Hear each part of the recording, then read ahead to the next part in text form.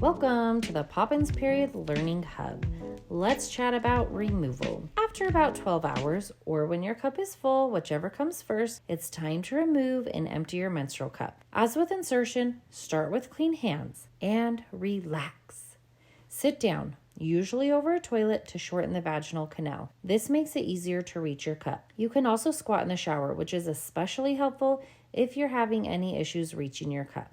Now, bearing down as if going number 2 will help the cup slide down, making it easier to reach. You can also use the stem to gently wiggle the cup down, but you don't want to just yank on the stem to remove the cup. We'll use the base for that. Once the base's wavy grips are within reach, using 2 fingers, usually your thumb and pointer, you'll grab the base of the cup, releasing any suction and gently pulling it out, dumping the contents into the toilet or down the drain in one smooth motion.